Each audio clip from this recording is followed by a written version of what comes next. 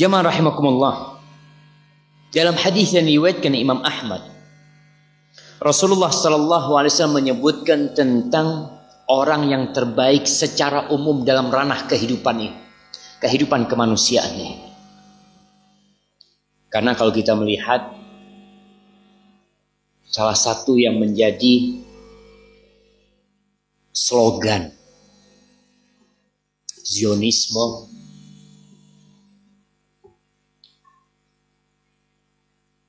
adalah kemanusiaan,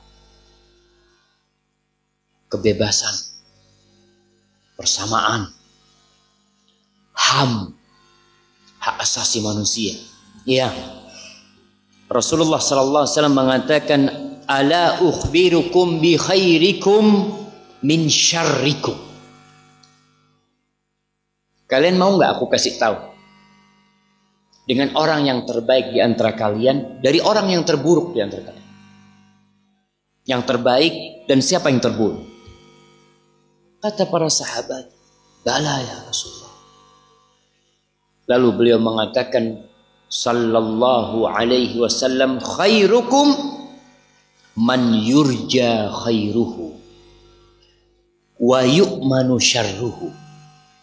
Wa syarrukum man la yurja khairuhu wa la yu'manu syarruhu." Orang yang terbaik di antara kalian adalah orang yang diharapkan kebaikannya dan orang-orang merasa aman dari keburukan dia. Jadi kalau mau tahu orang paling baik di antara kita, yang keberadaannya dinanti-nanti, yang kebaikan orang ini Masya Allah, alhamdulillah nih masjid bisa jadi. Siapa? Fulan. Dia yang bantu. Sejak ada Fulan, alhamdulillah dakwah bisa lancar.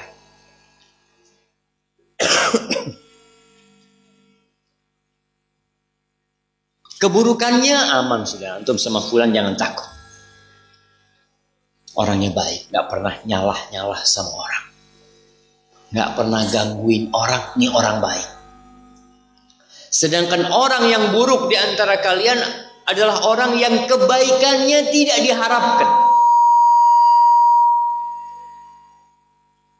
Kadangkala kita mau minta tolong sama Fulan, aduh jangan harap sama Fulan, jangan harap, mukanya doang yang bagus.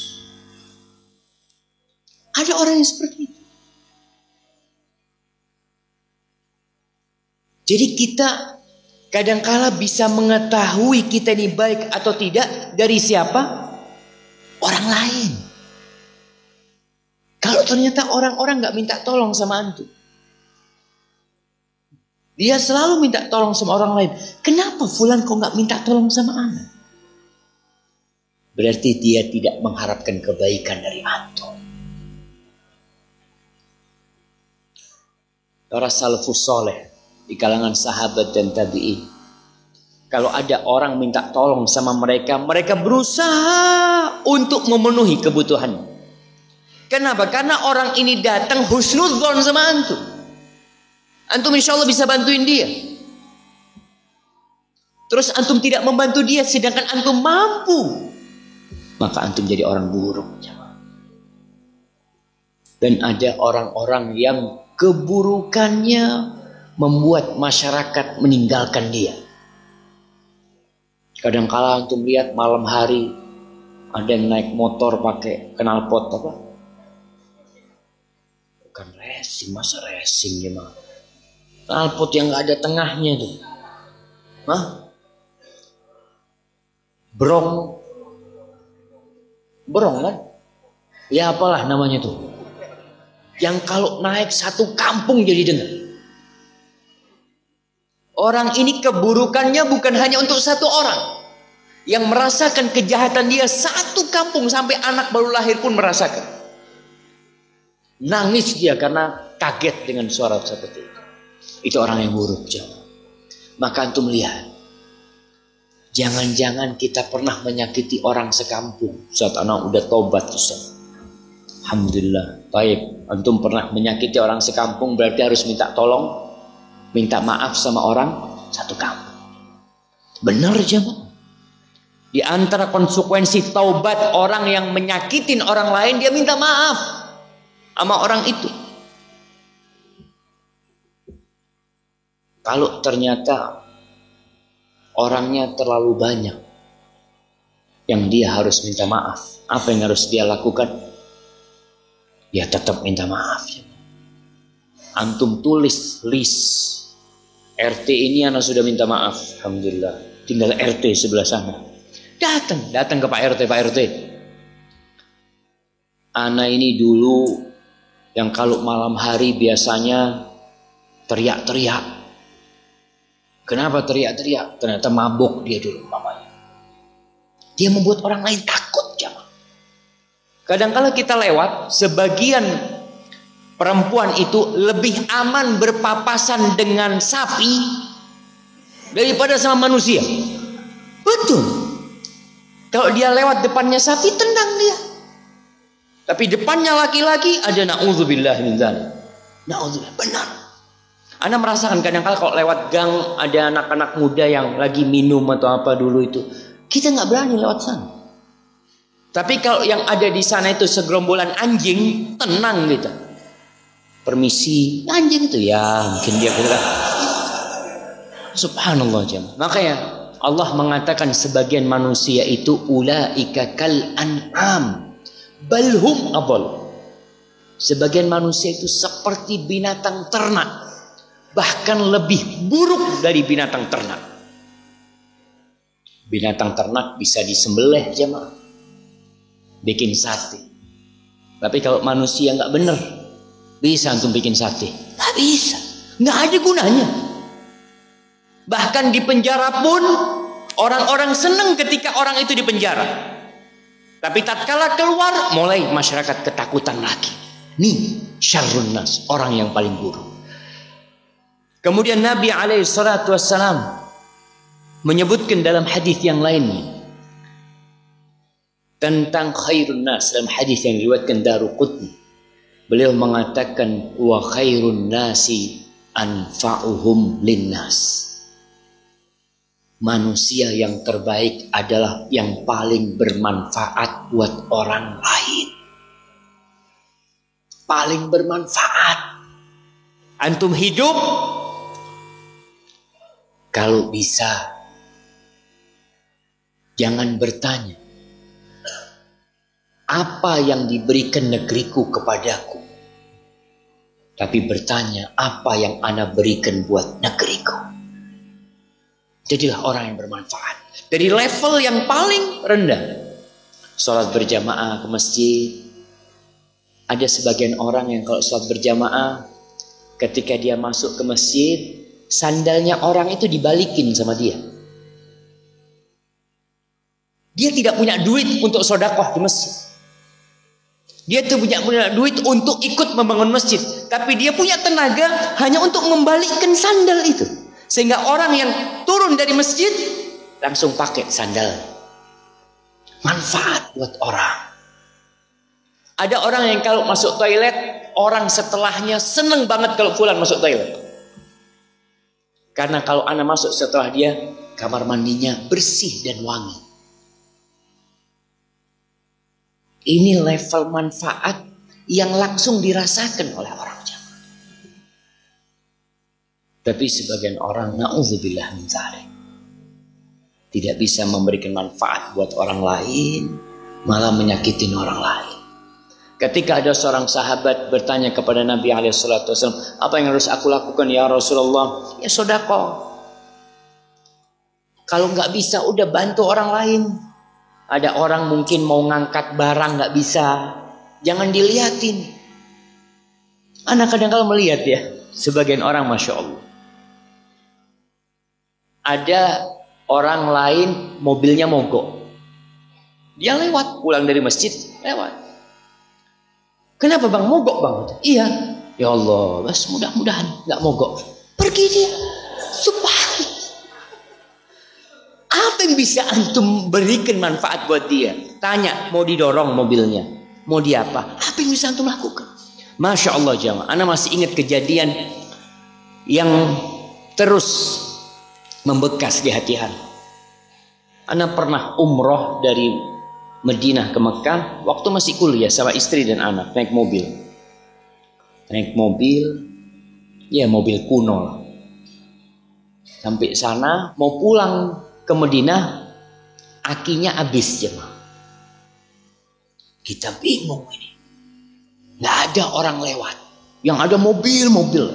Ya sudah Bismillah, ana buka kap mobil, ana berdiri di pinggir jalan. Siapa tahu ada yang berhenti. Masya Allah, ada anak muda, tahu-tahu berhenti. Kalau antum lihat wajahnya nggak ada jenggotnya anak muda. Mungkin dari sisi ketaatan dia biasa cuma sholat 5 waktu aja. Tapi dia berhenti mengatakan, apa yang bisa ana bantu? Ana Masya Allah, ana ngomong bisa pinjem akinya untuk hidupin.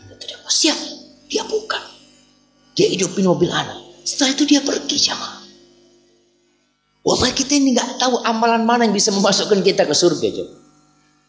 Bagaimana Rasulullah SAW menceritakan tentang manfaat. Ada orang yang lewat di jalan, lalu ada ranting di jalan yang menghalangi orang lewat. Dia singkirkan ranting itu. Dia mengatakan la yu'dhi hadzal muslimin. Semoga ini tidak mengganggu orang-orang Islam, kata dia. Allah ampuni dosanya, Allah masukkan ke surga. Itu manfaat yang bisa diberikan. Lihat paku, antum jalan melihat paku di pinggir jalan, bukan dilihat, ya Allah banyak paku di sini, Masya Allah. Antum jalan terus. Dan ada sebagian orang yang seperti itu. Pulang dari masjid habis kajian ngelihat banyak sampah lewat. Ini orang-orang nggak bener, sampah ditinggal di masjid gitu. Terus antum benernya dari mana? Kenapa nggak antum ambil itu sampah? Antum taruh. Di sini antum jadi orang yang bermanfaat jemaah. Buat masjid, Rasulullah SAW melihat ada ludah di tembok masjid. Beliau tidak panggil sahabatnya, sini bersihkan. Lah, beliau bersihkan sendiri SAW dengan tangannya alaihi salatu wassalam. Beliau ingin memberikan manfaat jemaah. Maka kita lihat, orang yang terbaik bukan yang paling banyak sholatnya, bukan, tapi yang paling bermanfaat buat orang lain. Maka berusaha antum. Tidak harus dengan harta, sekali lagi tidak harus dengan harta. Tapi kalau antum bisa memberikan manfaat dengan harta, ada sahabat-sahabat Nabi yang levelnya seperti Abdurrahman bin Auf, Utsman bin Affan. Dia memberikan manfaat sudah nggak terhingga, dia beli sumur, diwakafkan buat umat Islam. Jadi antum lihat manfaat apa yang bisa antum berikan ke masyarakat umpamanya. Dilihat, ana mau beli air, ana taruh depan rumah. Siapa tahu ada orang-orang kehausan, dia bisa minum air di sana. Ada di Arab itu Masya Allah orang-orang yang dia beli kulkas ditaruh di masjid. Dia izin, boleh ana taruh kulkas di masjid, ana taruh air gelas, kata dia. Buat orang-orang yang sholat mungkin kehausan, dia bisa minum sehingga ana dapat pahalanya. Masya Allah jemaah. Ada di Madinah itu ana lihat orang-orang kalau bicara memberikan manfaat, yang kerjanya ngambil Quran. Habis sholat dia ambil Quran. Dia keliling. Mungkin ada yang mau baca Quran, nggak usah berdiri ngambil Quran, dia kasih. Subhanallah jemaah.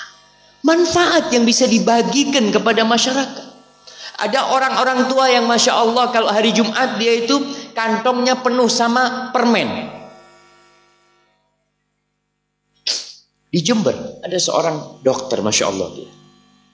Kalau sholat Jumat di kampus kita, di masjid kampus kita itu anak-anak kecil habis Jumat mesti nungguin dia. Masya Allah. Permen satu jemaah, harganya berapa sih permen? Tapi bahagianya itu anak-anak. Masya Allah, dia sama teman-temannya. Rasa apa punya kau? Masya Allah. Itu adalah suatu manfaat yang kita bisa berikan kepada orang tanpa biaya yang besar. Antum lihat. Ada manfaat, adalah soft yang diberikan kepada temannya. Kajian kadang kala rame, penuh. Antum lihat ya Allah, ini ada tempat dikit depan anak nih. Antum maju sedikit lalu panggil, fadhal, sini, duduk sini. Berapa pahala yang antum akan dapatkan? Membuat fulan yang berdiri bisa duduk di sebelah antum. Karena kalau habis duduk antum sakit hati, ternyata sempit ada dia di sini. Allah, antum terima memang berbagi dengan mereka, jangan.